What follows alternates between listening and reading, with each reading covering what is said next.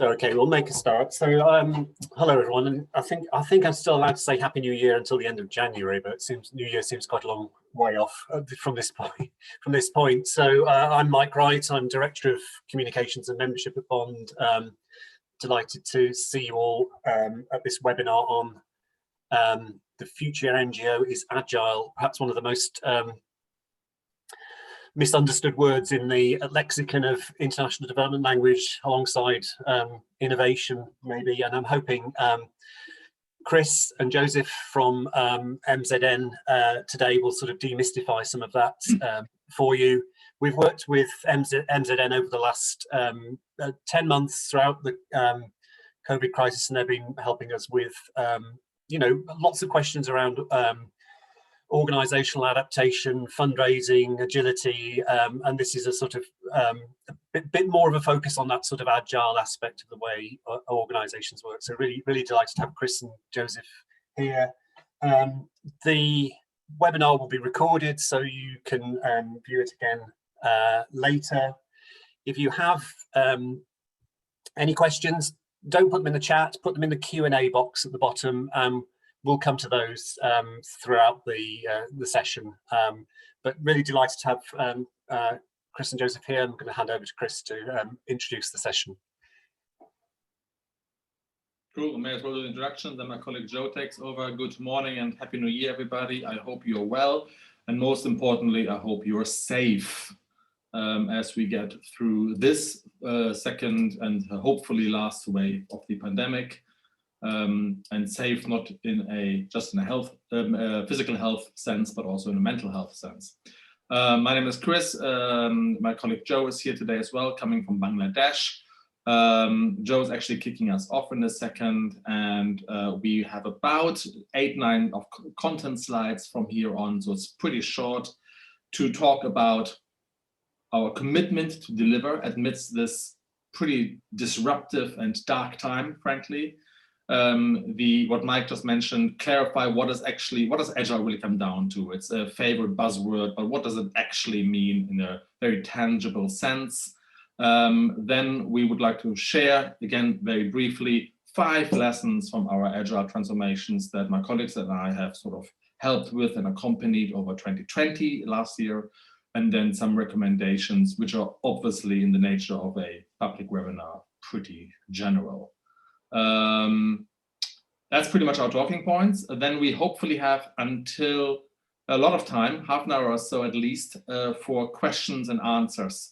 And if you have any burning questions, as Mike just mentioned, please put them in the Q&A box, or just raise your hand and ask them after we are through with this. My hope is that I always find the discussion part of these webinars far more important and interesting than the presentation part. So I'm hoping that we can have an open and vibrant conversation after this, because frankly, this is the only face-to-face time, or as close to face-to-face meeting time as we get these days.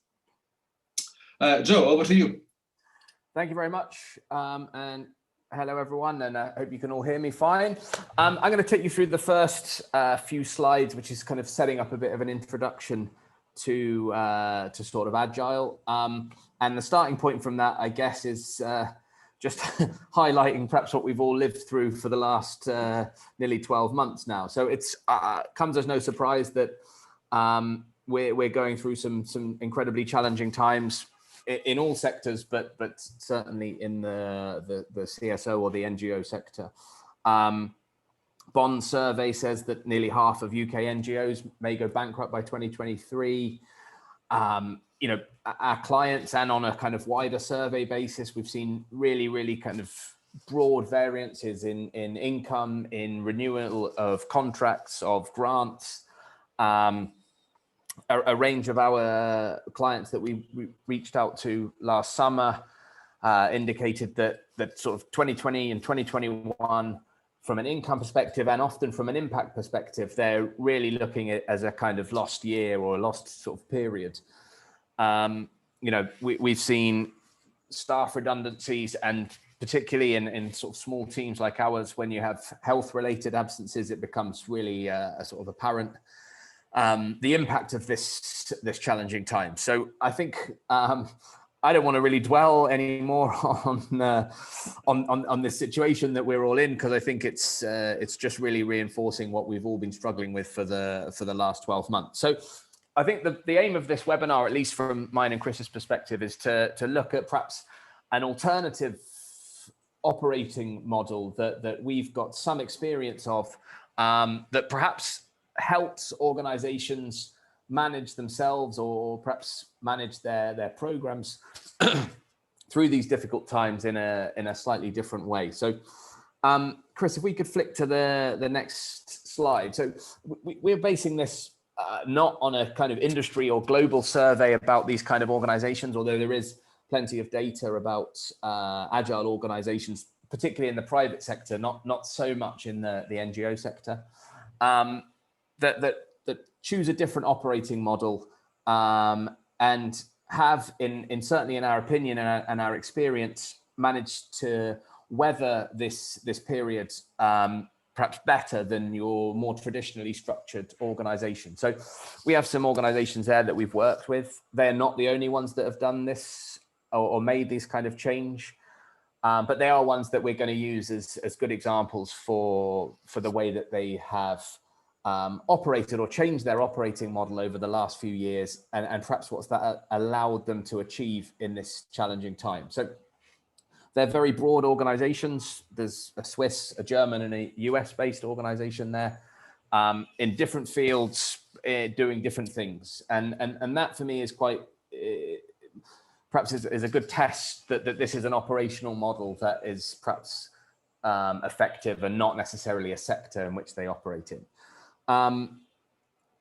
There are some commonalities in these organizations that we sort of pick out, and we'll come more onto what the idea or the definition of agile is later, but these organizations in our perspective have some commonalities, and they are that they are more used to change in the recent years, and that change is change, organic change, it's strategic change, it's change that's been forced by financial difficulties, or actually in one case, a financial injection that meant they had this opportunity to take change not as something that was forced upon them, but something that they were able to drive themselves.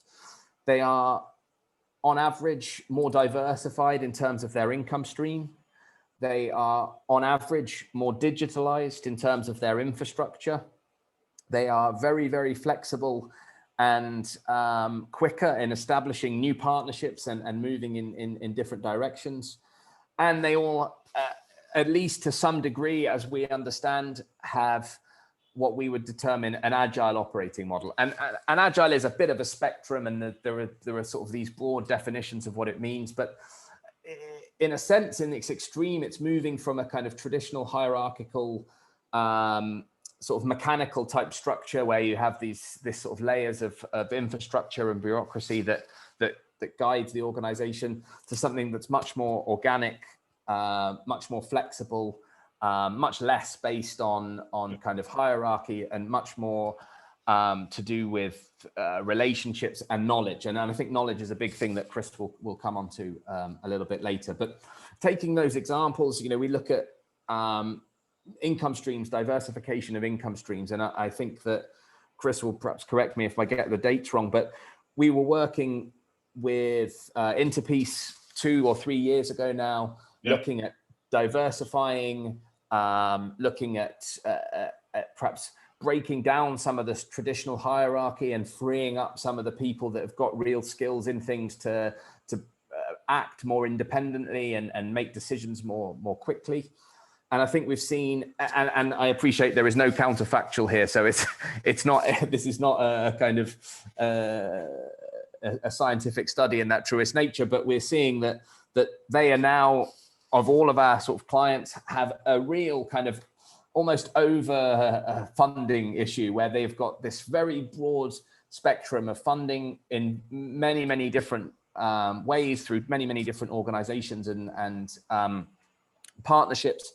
They are now trying to move programs into the next year, not because they haven't been able to deliver them because of COVID, but they just haven't been able to get the kind of the infrastructure in place quick enough. So it's like I said, that may just be chance. That may have happened anyway. There's no counterfactual to sort of basis. But when we look at the work that we did 3 years ago to build that diversification, to build that sort of freedom and agility of those that go out there and develop programs and win business for them, or get contracts for them, that for us is what we see now in the results with that organization. So it's very much a sense now we're feeling that we've been talking about funding diversity and commercial contracts and all other kind of ways of NGOs gaining funding. And I feel like for 10 years we've been discussing this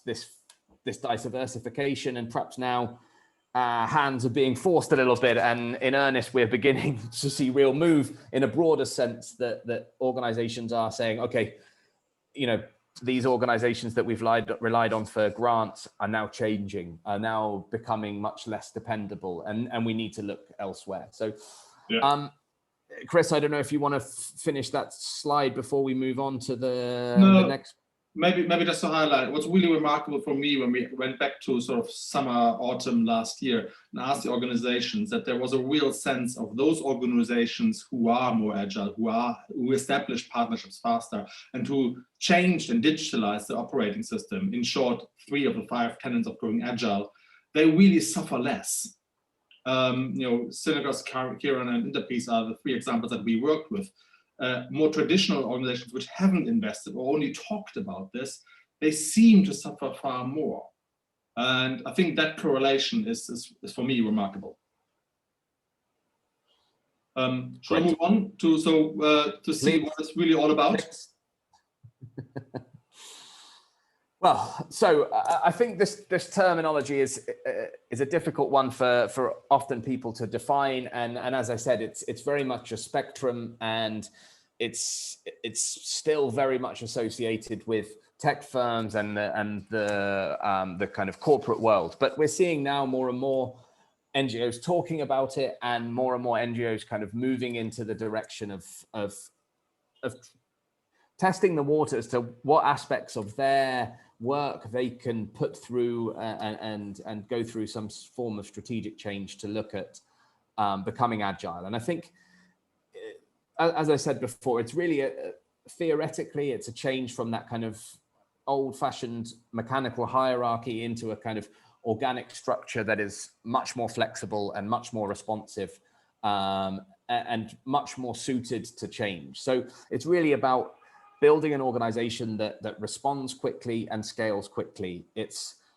There are aspects of agile that even I, after working with organizations moving agile over a long time, still struggle to get real comfort with. And it's things like hierarchy and things like management structures and those traditional routes of running and organizing an organization are feeling almost redundant in this in an agile setting, and that gives people a sort of sense of fear, because they really can't always see how they're able to control the organization that they used to control. So it's about a fundamental way of organizing an organization that really changes the way each part of the organization is able to look at what they do and capitalize on their expertise without relying on that traditional infrastructure to guide in a very top-down sense. Areas that it works really well with is particularly things like business development, income generation, partnerships. It works really well. Anything to do with innovation, anything that should fall outside of that kind of traditional structure lends itself very well to agile. There are always parts of an organization, even in the most agile organization, that remain a kind of operational core. Legal responsibilities, fiduciary responsibilities, finance, HR, anything to do with legal is best managed in a kind of core structure. But it's how that core structure is able to feed and work with all of the components of the organization that are very much more agile. And I think part of this is the organization itself that we work with that is talking to us about going agile are already thinking very much more about new delivery models, about new ways of measuring impacts, new partnerships, new programs, new ways of solving problems. So in itself, I think just saying we're switching agile is it's not necessarily the kind of enough of the change that it's required, because we often find that those that are engaging with us about agile transformation are looking much more already at the traditional problems that they're facing and trying to come up with ideas. So we find that organizations that come to us and start to discuss strategic transformations in part or in whole towards agile are already forward thinking. They're already talking about diversification of funds. They're already talking about ways to generate better impact and grow their programmatic portfolio. And it's really a case of saying that agile structure that we can put in place allows them to fulfill all of those things which often are kind of counter to a hierarchical system. So it's and I don't know if I've done a very good job at defining what agile is, and I think it's almost time for me to pass to Chris and hopefully put something around that. But it's, for me, it's this spectrum of process change and mindset change that leads us to these organizations that on average we see perform better in good times and in times of crisis.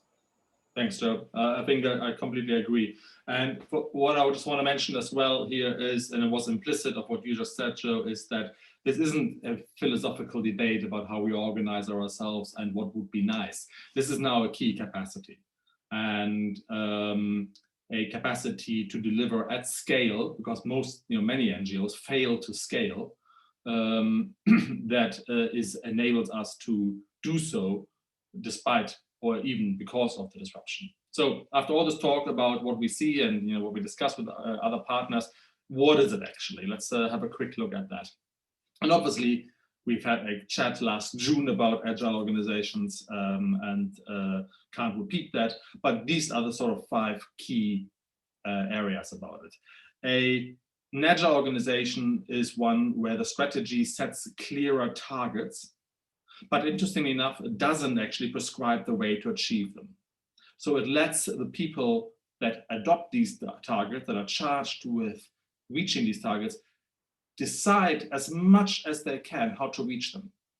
The targets have to be smart, of course, and there have to be a pretty good data, I'll talk about that next, set behind it, and they have to get the resources and the tools, but then it's management's, also the strategy's task to get out of the way and let them do it.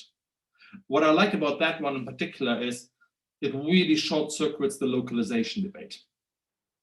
It means that we as an organization, or as a global organization, for example, say Save the Children, for example, can set a target, say this is what we want to do. We want to serve that many children in such situation within 30, 60, 90, 120 days. And then let the local office decide how to do it. That is happening to a degree that already, but there are many structures that are in the way there. And in an agile management organization, management will then work to remove those obstacles. The second sort of key tenet is its obsession with data. The idea being that trust is really only coming within the team, trust to the organization, when we verify, measure, report, learn, and then develop these learning points into foresight. It's basically this hindsight, insight, foresight mantra, where we go well beyond M&E, well beyond what we are legally required to do, and really are almost borderline obsessive about measuring who's doing what where. And this is not about controlling them. This is about finding out what works and getting these circles of innovation going, where we fail fast, where we say, okay, we've invested 60 days into developing this partnership. That clearly doesn't work. We'll drop it. until that this doesn't continue, because let's be honest, all of us work at NGOs. I did for many years too. Who of us wasn't in a sort of activity or in a continued project that all of us really knew just wouldn't work? The other thing is the platform-based work. So the platform-based work is a conscious creation of a mostly digital platform, be it project management, be it financial, be it partnerships, be it communication, that allows us to form these rapid partnerships and rapid projects. The idea being that we open ourselves up far more. And for Interpeace, for example, this was a key success factor of their transformation back in 2018, just in time for this, basically, whereby they said, we can now formulate delivery or R&D partnerships at a much lower hierarchy level, down to the below management. There's no more requirement by directors to sort of shake hands and introduce this organization and do something together. And that ranges from doing something together just on a webinar or just a research piece to co-creation and co-implementation of entire programs. So again, it's management's task to get out of the way and create a platform that promotes the transparency but removes the hurdles of doing so. The next thing is trust. Quite hard when we never see each other. And trust is a bit of an elusive concept. Again, one of these buzzwords, many people talk about it, but really what it comes down to, in my, our limited experience, at least in the last 15 years, is that teams come together when and where they're needed, in far less formal structures, in a very flat hierarchy, and when the data can be trusted, when the data is open. And with open data, I mean, we have organizations like Synergos, which Joe introduced earlier, that make everything open. The individual performance targets are open. You can see on the system now what is the CEO's target for this quarter, and has he or she achieved it or not? The personal one, down to there's all projects have a traffic light system. They're online, and we can at least get an overview about which projects are on track, on budget, behind budget, on scale, on target, below target, above target, without going into all the details or talking to another human. That's again the platform base. And that is the consequence of operating in this way.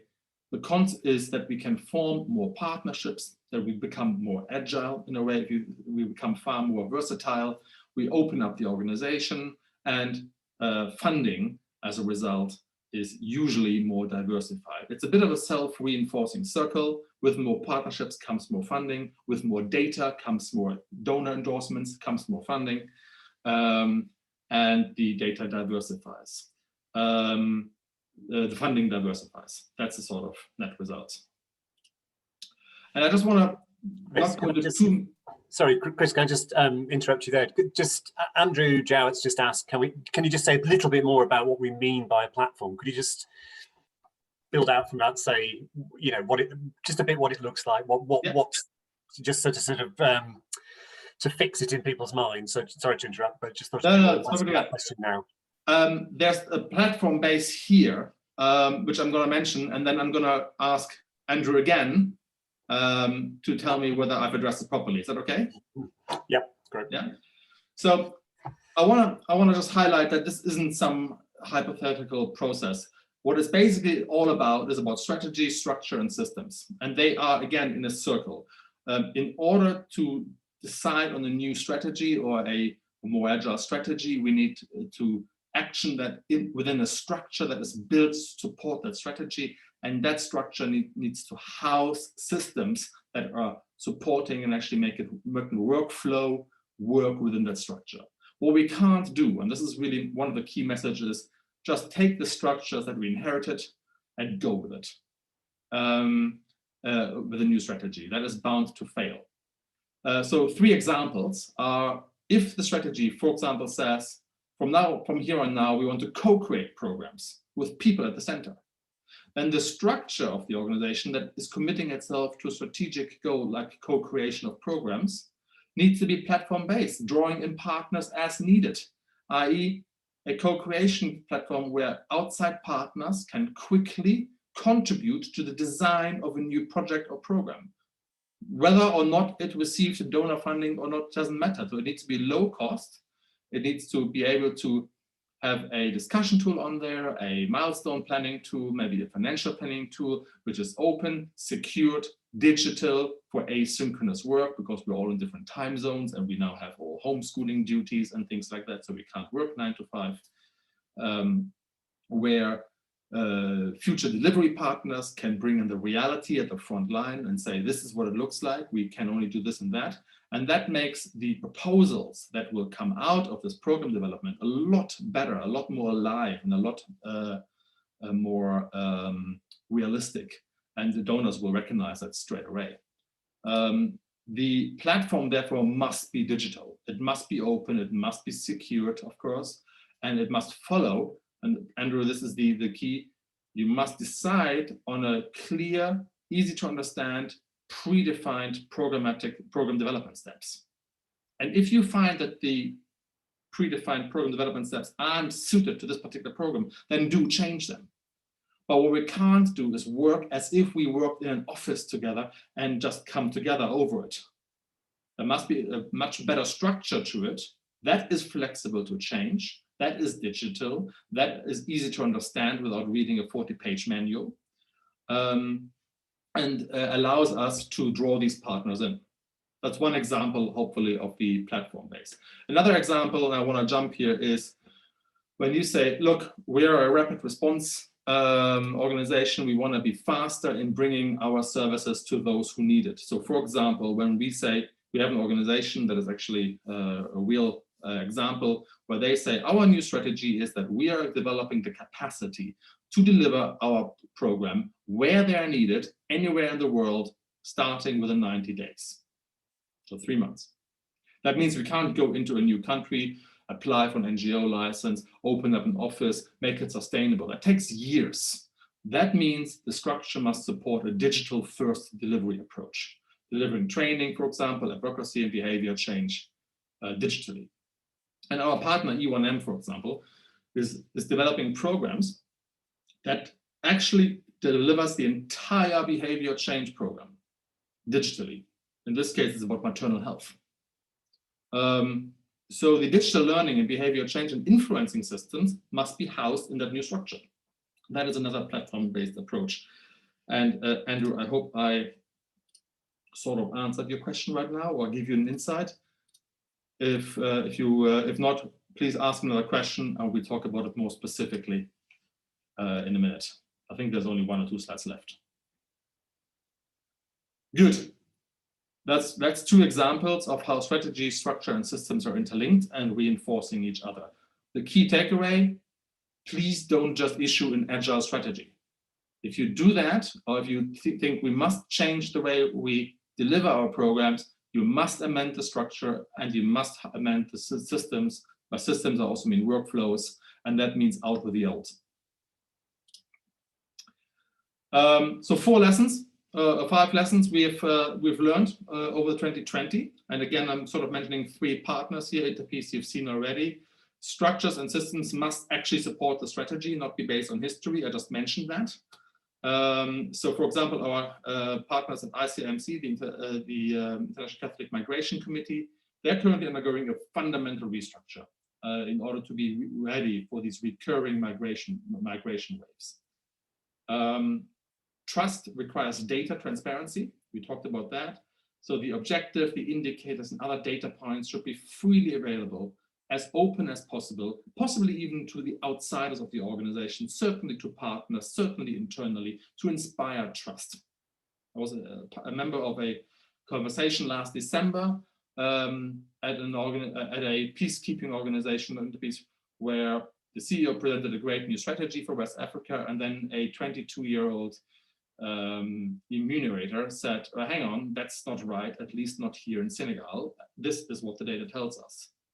And the conversation was interesting because immediately the CEO kind of said, yeah, you're right. I can see the data. That seems to be the case in Senegal. Scrap what I just said, to go for that. And that's then a real data and insight-led organization. And now they're doing it differently in Senegal. Funding must be diversified. I think we've proven to the point of going mad that government funding is just not a viable path to impact. It's not a viable path to continue, deliver, and serve those who have the need. It's not just the UK funding either. Even if we have organizations that are 90–95% grant run, then I really wonder where the civil part is. This is not sustainable. The 7% is not enough to run an organization professionally, which means we get into this downward spiral of ever increasing turnover and ever lower unrestricted reserves. Fortunately, an agile operating system and diversified funding seems to go hand in hand, at least from the experience we have seen. Data is key. War Child, for example, who we work with, is currently putting data at its core. It did that since 2019, building the collection tools, the analysis capacity, the insight generation with outside partners and inside staff to generate the foresight for future development. And Seabold, they received lots of donor endorsements and are doing quite well. And then finally, I really would encourage in a agile structure the fact that we make work for people.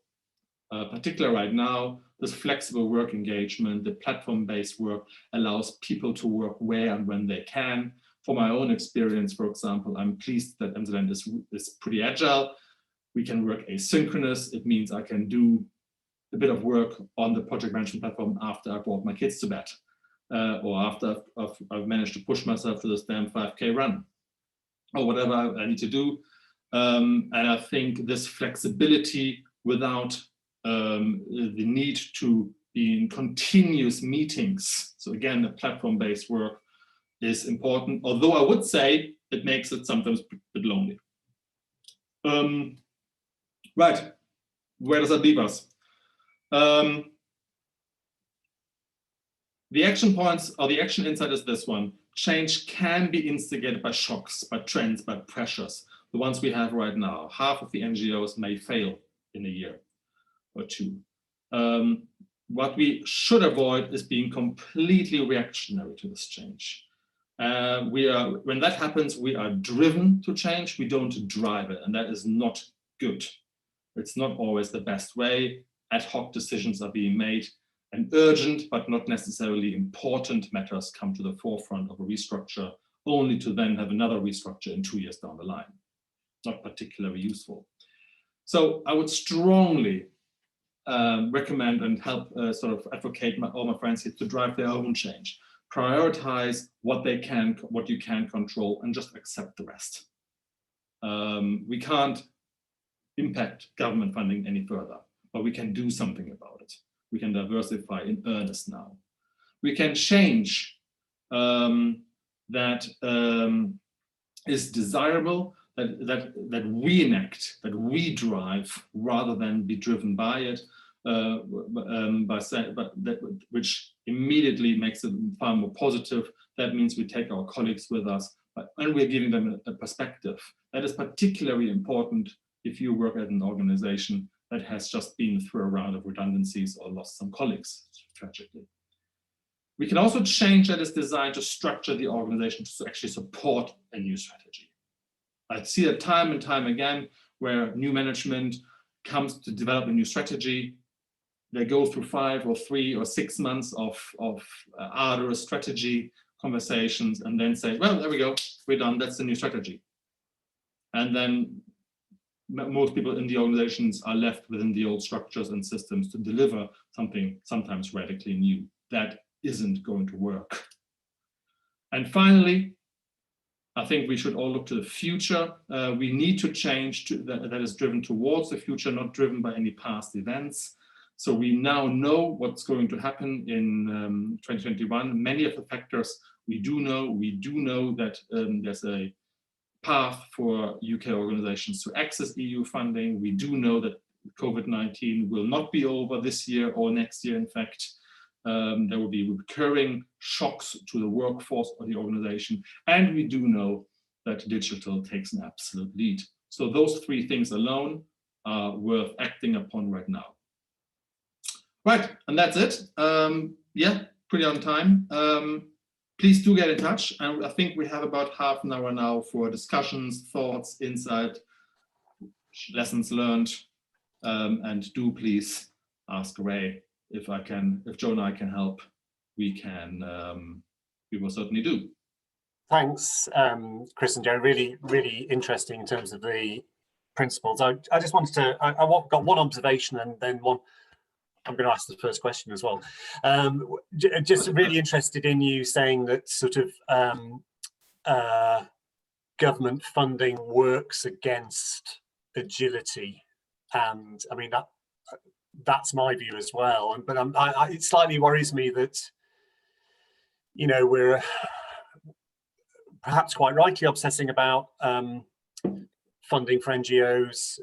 We're kind of waiting for FCDO to sort of be a nice agile donor, but one suspects that energy and effort is a bit misplaced, and you know, time might be better spent on thinking about how you diversify your funding, how you think more agilely, and almost move on from FCDO in lots of ways. You know, would that chime in with your thinking? Yeah, I think we need to realize that continues to waiting for the government to change is an incredibly frustrating experience. Yeah. And that is not limited to the UK. That almost goes for any government, let's face it. Yeah, I can't once remember when the government in Germany positively surprised me. And I think we have to treat grant funding for what it is. It's a loan. It's a non-repayable loan. In fact, it is repayable if we're stepping outside if something changed. And if you translate that to the private sector area, you can use loans to kickstart something. You can use loans to scale up, by all means. But no one in their right mind would consider their business sustainable and profitable if they get loan after loan. And then you're just a Trump business, basically, who achieves nothing effectively by overburdening. So I think a grant as a loan is a good mindset to say, yeah, we can use that loan as a jumping in board into the new program or to scale up an existing program or into a new geography, but it is not sustainable. And it is a bit like, sort of getting a new car. It lasts for 3 years. It's a great feeling, but it's not going to fundamentally change your life. So where we see organizations that have an obsession with grants, it's usually those that have risen quite substantially through grants, from maybe inception to 100 employees plus. And they now face the task of actually building a civic organizations. And there are plenty of ways. There's, Joe, you mentioned commercial contracts, philanthropic VIP contact bases, fundraising, social businesses, and all of those are extremely important to build a more sustainable and more agile organization. Great. Joe, I just wanted to ask you a question. Early on in your presentation, you said that one of the characteristics of an agile organization was the speed, that they were generally quicker in establishing new partnerships. And I just wondered if you could just say a bit more about, Chris mentioned the platform approach, but what do you mean by establishing quicker? And what would you say the obstacle, what are the current obstacles? It seems to, does seem to take a long time for NGOs to develop partnerships. So what are the obstacles that are currently in place? That's a really interesting question, because I think it's partly, and Chris covered it actually in some of his in his comments, that where we see, and we're working with organizations now who build partnerships in that traditional sense, and they're waiting effectively for the Secretary General to go and shake the hand of the other Secretary General, and that's the sort of formation of this thing. And where we're seeing, particularly with some of the organizations that we mentioned, that the sort of decision-making capacity as to what is, and it's partly driven by the availability of data so everyone can see what is going on, but it's about giving the real responsibility to the people who are in the positions to lead those things forward. And it's probably quite terrifying for the traditional decision makers. to do, but it's really about saying, okay, let's get these people who are positioned in our field offices, positioned in very different places, to be able to kind of drive forward, lead these relationships. Let's assess them quickly. Let's understand how quickly they can scale, if there's a possibility, if, you know, and where there is, let's push resource there. And where there's kind of, you know, where our data is saying, hey, this is dragging on, this is not right, we make some inquiries, we see what's going on, and then we ditch if it doesn't work. And it's you know, it sounds really abstract and sort of ideal.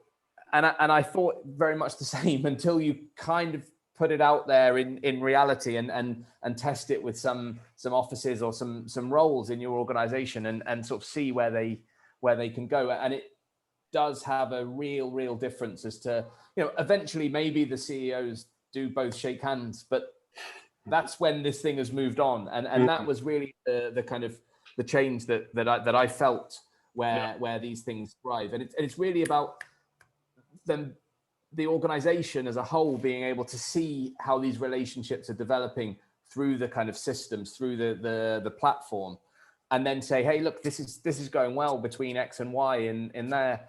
Let's try this, you know. And it's really about kind of, you know, acting quickly, getting data from it, using that data to react both positively and continue or develop further, as well as say, you know what, that's not working. Let's can it and move on. What I really liked about it as well, if I may just say this, what I personally recognize in these organizations that we've accompanied the agile transformation back in 18, 19, and we've continued to stay in touch in 20, is that the people who are running a new idea are getting used to submitting and measuring the data of it and putting it on a platform. And that act alone steers the project, and it gets us out of this anecdote-driven conviction where I mean, how many of us are sitting in managements and we pick out stories we like or little anecdotes that are very powerful, but don't actually hold true, or may hold true, but then don't have a correlation, but not a causality to it. And by demanding on the platform, on the system, that what you do is measured, and the measurements can be anything. It could be just a timestamp. It could just be could be financial measures, could be numbers of connections made in a kind of customer relationship software, or whatever you want, or all of these. That steers the project, and much more agile, because by the time that the next person up in the hierarchy gets to review the project on a quarterly or annual basis, the people who do the project, for example, in Senegal, are already doing the new way. They're already said, oh, we've changed tech 4 months ago. Thanks, Chris. Sort of moving neatly on to actually Merton's question. It says, based on your experience, what mindset shifts are required in order to move to a more agile way of working and delivering value? How is that mind shift best enabled? I'm going to tell you from my personal perspective. I grew up in a pretty hierarchical, I came of age in a pretty hierarchical organization. I worked at Save the Children in my early 20s, and then again in my early 30s. And at the time they were, pretty hierarchical. You knew exactly who your boss is. And it took me a while to feel empowered to make decisions I feel like I shouldn't do. That was a while to do. The other mindset shift is the one of praise and blame. This sounds pretty waffly, but good leaders have to praise action taken irrespective of the result.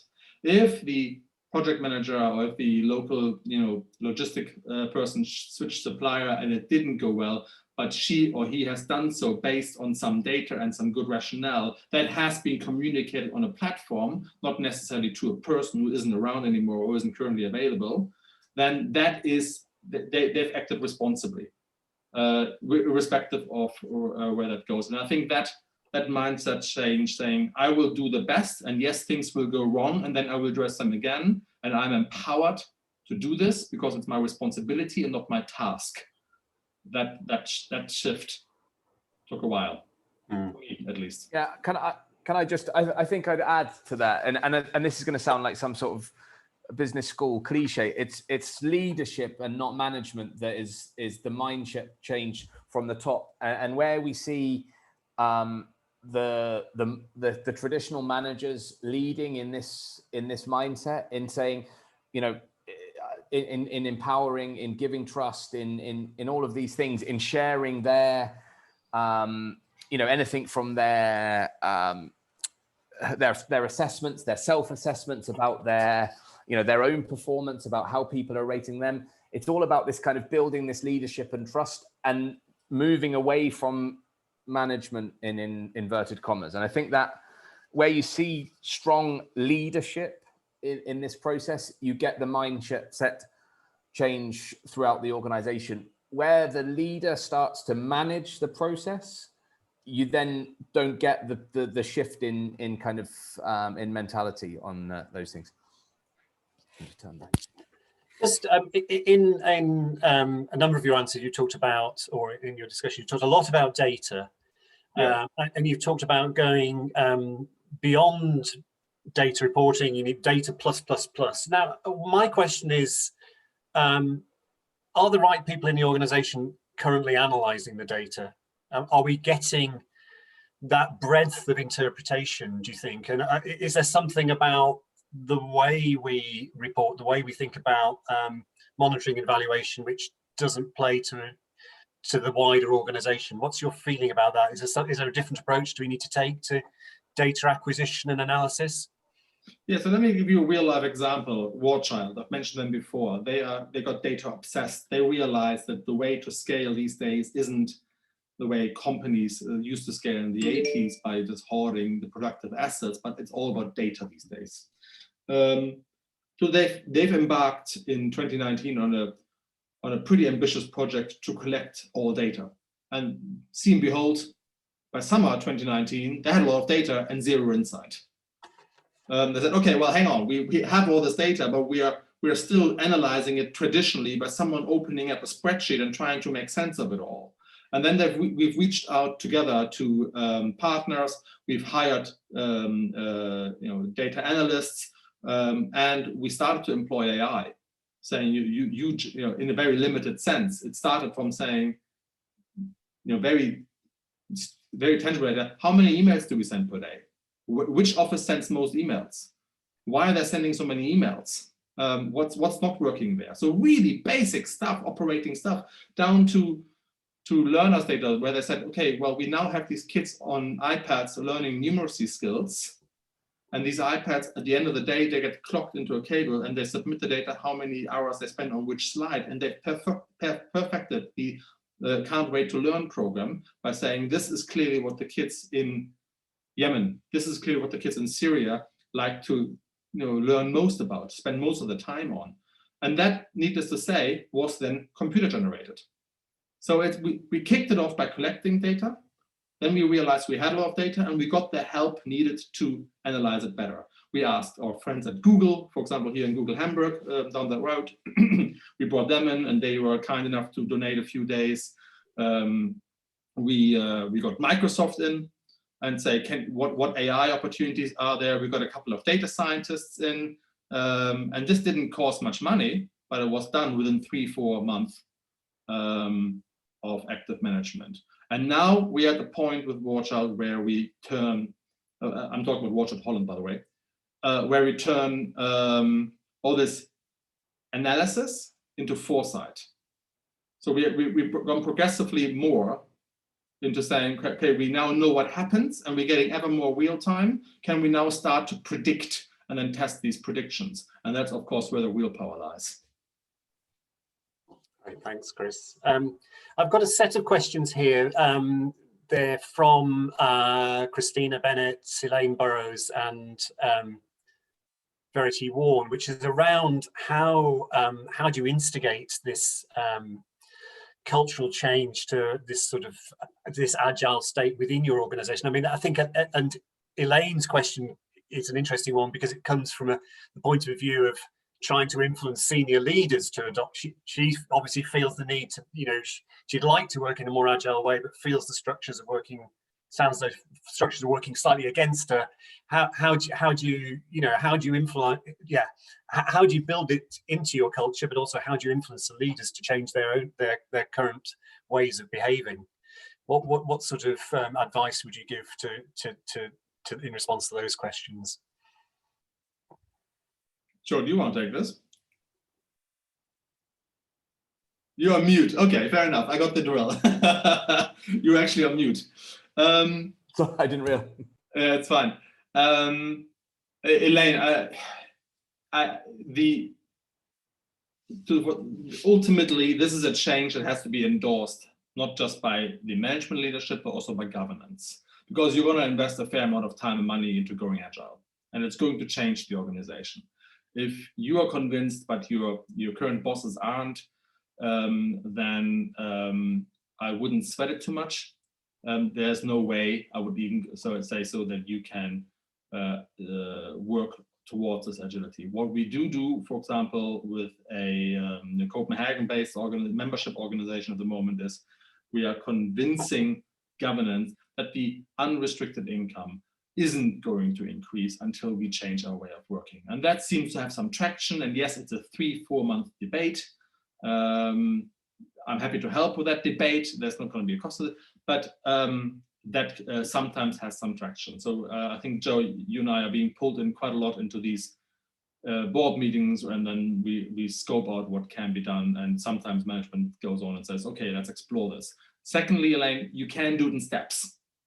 You know, let's face it, those in power are often very afraid of giving up such power. It's very scary for a director of finance to suddenly hand over budget responsibility. I mean, that's a recipe for disaster. And she or he is right. It would be a disaster if you just did it on a Monday morning without preparing the organizations for months beforehand, without building these platforms. But it's a stepped approach. So by no means are you suggesting to just get rid of all hierarchies tomorrow. You're doing this in a 6 months to 12 months project. What was the other question, Mike? If can I just add, and I think where I've seen there is often, as Chris said, and you're probably experiencing this reluctance of the sort of senior management to kind of give up some of that structure, or perhaps they don't really understand the concept around it. But what I've noticed over this period, particularly this kind of these lockdowns and people working remotely and working from home, and offices being closed, and either on a kind of organizational basis or on a government instigated basis, that there are small things there that you can use to sort of demonstrate what having a distributed organization might look like over one that has that traditional structure. And that only springs to mind as I'm working with a Secretary General at the moment who is tearing his hair out because the structure that they've got is all based around the sort of physical signatures, around printed documents, around financial systems that are only accessible from certain computers. And his natural position is always to grip onto the organization in a sort of very traditional sense.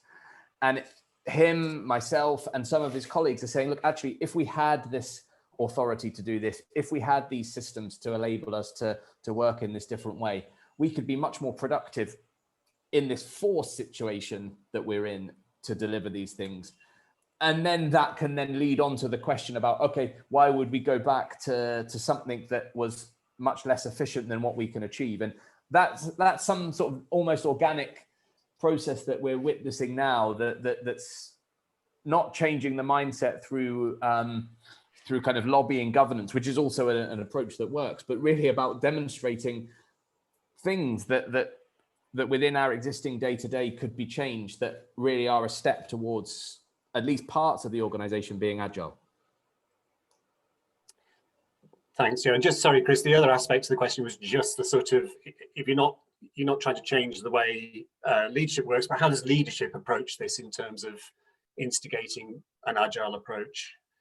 Well, I mean, that's quite pragmatic and less complicated than you might think. Leadership initially just has to say, look, we need to be more agile for a variety of reasons, because we go more digital, because we can't afford this constant disruption. Financial reasons often play a role here as well. And then they, first of all, make a commitment to build in the systems and the structures that allow to be that. So a very traditional organization that Joe, you were just mentioned from your client, just doesn't work.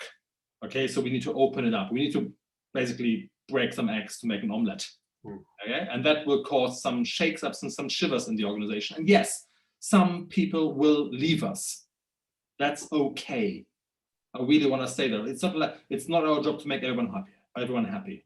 Okay, it's our job to serve our beneficiaries. And secondly, then not to be afraid to hand over control. Again, on a personal level, I started Amsterdam in 2010 or so. Handing over complete project management control was hard for me back in 2016, 17 when we made the switch. And that now becomes absolutely essential because handing over control is okay when there's a platform where you can still see the rough detail of how it's going. And obviously we don't want to over-engineer this, otherwise everybody feeds into constant reports. So, the automatic feedback is important and keeping it to a minimum. My rule of thumb here is before anybody asks, you shouldn't spend more than half an hour a week on your project management platform. If you can do half an hour updates on a Friday afternoon and everybody's happy, I think you've just about done it right. Great, and that let's just answer Martin's question. Martin Holidays is, are there existing project management platforms that you'd recommend, or has MZN developed something bespoke? Martin, I think I had this question once. We did not develop anything bespoke, and there's no need for it. Very often, existing systems actually allow themselves to it as well. There's a whole ecosystem of systems that you can use, starting from Microsoft to online cloud-based solutions to Apple's own product. The key here is the following. Design your system and your structures first and then find the system that fits you, not the other way around. Otherwise, the temptation is very easy to make the structures and this workflow fit into whatever someone in California designed. That's obviously not the point. And there's so many systems out there, and we know quite a few of them that are very customizable. And number two is to get a system that is 100% digital and mobile enabled. There is absolutely no need for a physical signature. And I know this sounds like it's 2021, come on, haven't we got this all? But the idea is that the workshop facilitator for the local maternal health system in Kenya should be able to do his or her travel expenses in the car back on the mobile. And that is perfectly possible, even without a signal, even without expensive systems. The costs for doing so, I mean, we've just implemented a huge project management tool for a rather large NGO. I think they're paying 50 quid a month. So it's, it's not a cost to be taken into consideration. By the time you've tailored it, you spend more money on it. Thank you. And a really interesting point here from Bert. How does this go? How does this work in a global organization? How do you ensure that agility sort of works across multiple sites? How do you ensure inclusive ways of working, especially in global teams where there often exists barriers to participation, or sometimes voices are not, some voices are not heard, or they're less vocal. How do you bring in that sort of sense of people contributing to the organization as a whole? Yeah, I think Joe, you're involved, or Caroline might be involved. That organization I just mentioned, they, for example, designed a system back in 2018, and then realized, oops, it's only available in English. It's a bit, very difficult to then work with Arabic partners, for example. They then went to a publicly available section for, I think this monthly subscription costs about $50. and that is multilingual, and that by in of itself already opened up the whole thing a lot more. You can just choose the language in the top right corner that you would like. That helps a lot. Secondly, the ability to open up, and this is a management preference. We have one organization in New York, Senegos, for example, they went the extreme way. They said everything is open. Everybody can see everyone's targets, objectives, current location, etc., etc. Great. You can also be a little bit more confined and say, well, you know what, we can see our colleagues' targets in our departments, but not across the whole board, because why would they? So, you know, design the open environment that you think is important. And I think that is key to get it right before you launch the system. Joseph, anything else to add on this one? No, but I think that there is an interesting sort of dilemma to wrestle with here, is that there are occasionally, and Senegos is quite a good example, is that there are country offices that they have all over the world, Asia, Africa, Southern America, and so on, where culturally it's a challenging concept to not have, you know, it's almost the other way around. Like the manager's gone, okay, it's all yours. And culturally, the people who've been empowered find it incredibly challenging to operate in that system. And there was no real easy way of kind of achieving to giving them that kind of voice and that opportunity to work, other than the kind of continuous engagement and support and systems to allow them to kind of contribute in ways that they feel comfortable. And, you know, it's this whole infrastructure that's being built, and this whole concept is very fluid, it's very flexible, and it's very malleable to the organization that you happen to be. And it's really about finding the right level of agility, the right amount of sort of system access or data information that works for you. And it's really about sort of where you find your sort of equilibrium. Then you've got to make sure that through engagement, through workshops, through meetings, through whatever, the whole world, the kind of global entity can understand what they've been given this kind of experience and this opportunity. And with time, everyone kind of gets to sort of eventually gets there and understands that their voice and their opportunity is really valuable and takes that advantage of it. I've got a really good question from Christina here, which I must try and fit in, but it's a sort of how long is a piece of string question. But what level of organisational investment would you suggest is needed to go agile? Or is it a state of mind more than anything? Okay, state of mind. It's actually very tangible. You know, culture follows structures, really does. So the structures in which we work, to a large degree, I'm not saying entirely, defines the culture which is emerging within it. So if you are purposely setting up a empowered, inclusive, agile structure, there's a good chance, not a guarantee, that you become more empowered, more inclusive, and more agile. You know, and maybe there is a knockdown effect. Maybe you're only behaving 80% more agile than the systems allow you to be. That's possible. Maybe that's sort of a drag effect. But to see culture and structure as completely separate is, I think, nonsense. And in terms of costs, well, it depends on the size of the organization, and it depends on the complexity of the organization. We have the larger and the more complex in terms of geographies and types of programs it is, the more expensive it will be, because you have more to onboard, you have more training to do, you have more data to analyze. If it's for example, the Copenhagen organization we're doing at the moment, it's a very small organization. They're doing 2 types of programs. We've done that within 3 months.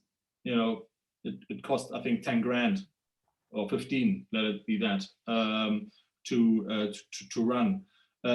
Up to huge organizations that have global outreach programs with, you know, overlapping themes and digital delivery systems, and there it took $500,000, and anything in between. Great, thanks, Chris. Could you just talk a little bit about the difference in size of organizations, small organizations versus, you know, bigger organizations tend to have those structures, those hierarchies, those systems that, you know, that we've seen NGOs develop over the last 20 to 30 years. Is it, you know, is it easier for a small organization to be agile? And does this whole way of agile working actually endanger larger organizations in some respects, because they're you know, they're super tankers and more difficult to move? No, I think, and Joe, correct me from your experience, but I think the smaller you are, the easier it is to be entrepreneurial, the easier it is to be agile, because you have less people to take with you. And as long as you're building the proper systems and and do as many things automatically that are possible, that's important for a small structure, for small organizations. You know, anything that benefits from routine work, that benefits from a strict process, can be automized. You know, use the humans for the creativity, for the human connection. Do we really need to use human time to approve expenses? The smaller it is, the easier it gets, certainly. For the bigger organizations, bear in mind that, I think Joe mentioned that, not all aspects have to be agile. You know, there's the finance, the HR team, what Joe mentioned initially, that benefit from specialization and that benefit from speed. They need to be running in this way. I mean, the car manufacturer, you know, you really don't want the car manufacturer to be completely agile. Believe me, otherwise your wheel will be on the roof or something. But they have pockets that are absolutely essential for the organization, like program development or conference organization or advocacy or fundraising or partnership management, that need to have this more small company feel, this more small entity feel. That needs to be far more agile. So there need to be a very different feel to it. And if you want to picture it, go into, you know, into organizations like SpaceX, for example. They obviously are world famous. Their engineering and their quality assurance team feels like that of an authority. They are very checklist orientated. They print checklists. They signed off. They're being put into a safe because that's important in case something happens. If you shoot a missile to the moon or wherever they send it to. However, their design team is literally in a different house, and it looks very, very different. And I think they've designed the organization they need for the task at hand. And that really was a major contributor for them to do literally things out of this world. Brilliant, thanks, Chris. Just let's squeeze in one last question from Tim. He's just asking about shared leadership. You've stressed the importance of leadership. I don't think you've used the term shared leadership. Where does that fit in? Could you share any insight into whether and why sharing leadership is an aspect of an effective platform for agile and effective change or not? Where does that fit? Joe, I think the Synagogue's experience would be interesting, how they shared that more and more out. What do you think? You're still on mute. You'd think we have this. Sorry. You'd think we know this by now, right? There's calls to prayers going on in the background. There's people doing maintenance work in my flats. Okay. I mean, back to that point. You know, the idea of leadership and shared leadership is sort of absolutely critical in kind of making sure that the platform that changed, that everything becomes agile. And I think that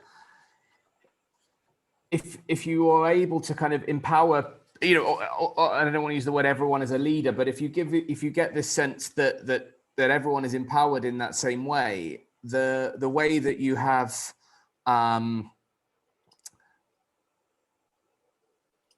this kind of equality of voice and this shared leadership is really the only way, particularly if you're talking about a distributed organization which is global, that you can really achieve that kind of impact at that level that you're kind of looking for. Yeah, I would agree. And as I said initially, for a For some people, this is more dangerous and more scary. Like we have finance directors who call me at 9 p.m. and say, am I really handing over budget control to this project manager I've never met? I said, yeah, that's what you're doing, because why wouldn't you? And to others, it becomes more natural. And it's easier in certain areas than others as well. But ultimately, again, back to what Joe said, it's about leadership and not management, because we can't manage these disruptive times. It's impossible. Or at least I can't. Right, there we must close. And thanks so much to Chris and Joe. Really interesting yet again. Thanks so much to you as participants. We had some really good questions. We're going to continue with these conversations about Agile, and Bond's going to look at this in the year ahead and how we can support you through this. Do join us again. We've got a conversation with Chris and I think maybe Joe on mergers coming up in a couple of weeks' time, so do join that. Chris also flagged his own mini webinar as well, which you're more than welcome to join. So thanks so much. Thanks again, Chris and Joe. Really great. Good to see you all, and stay safe until next time. Stay healthy, everybody. And Thanks, everyone. Thanks. Bye.